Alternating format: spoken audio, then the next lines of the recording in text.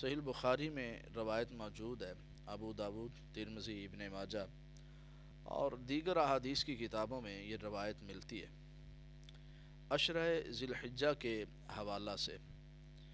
رسول پاک صلی اللہ علیہ وسلم نے عشرہ ذی الحجہ کی اہمیت و فضیلت کو بیان کرتے ہوئے یہ بات ارشاد فرمائی ہے کہ یہ جو 10 دن ہیں، یہ ذی الحجہ کا مہینہ شروع ہونے والا ہے، اس مہینے کے جو پہلے 10 دن ہیں، فرمایا ما من ایام العمل الصالح فیہن احب الی اللہ من ہذہ الایام العشر، ان مہینوں میں کیے ہوئے عمل اللہ رب العزت کو سب سے زیادہ محبوب ہے۔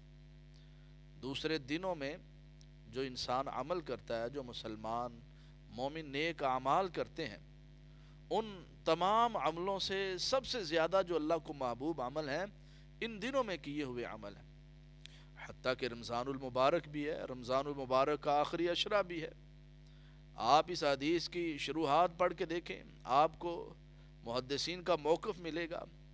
اہل علم نے اس حدیث کی تشریح و توضیح میں یہ بات لکھی ہے کہ حتیٰ کہ رمضان المبارک میں بھی جو بندہ عمل کرتا ہے نا، ان عملوں سے بھی زیادہ جو محبوب عمل ہیں اللہ رب العزت کو ان دنوں میں کیے ہوئے عمل ہیں۔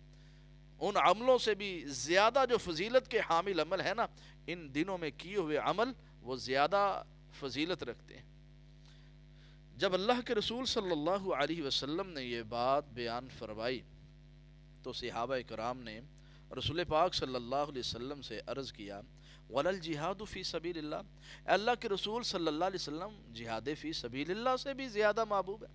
تو آپ نے فرمایا وَلَا الْجِهَادُ فِي سَبِيلِ اللَّهِ إِلَّا رَجُلٌ خَرَجَ بِنَفْسِهِ وَمَالِهِ فَلَمْ يَرْجِعْ مِنْ ذَلِكَ بِشَيْءٍ، فرمایا جہاد فی سبیل اللہ سے زیادہ نہیں۔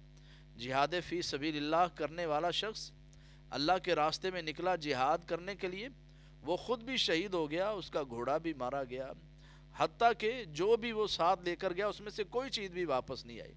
اس شخص کے علاوہ، اس کے عمل کے علاوہ باقی تمام اعمال سے زیادہ محبوب اللہ رب العزت کو وہ عمل ہیں جو ان دنوں میں کیے جاتے ہیں۔ تو میرے بھائیوں، ان دنوں کو غنیمت جانیے گا، ان دنوں سے بھرپور فائدہ اٹھائیے گا، زیادہ سے زیادہ نیک اعمال کیجیے گا، زیادہ سے زیادہ اللہ کے راستہ میں صدقہ خیرات کیجیے گا، زیادہ سے زیادہ اللہ کے سامنے دعائیں التجائیں کیجیے گا، اللہ کے سامنے گڑ گڑائیے گا، زیادہ سے زیادہ نیکی والے کام کرنے کی کوشش کیجیے گا۔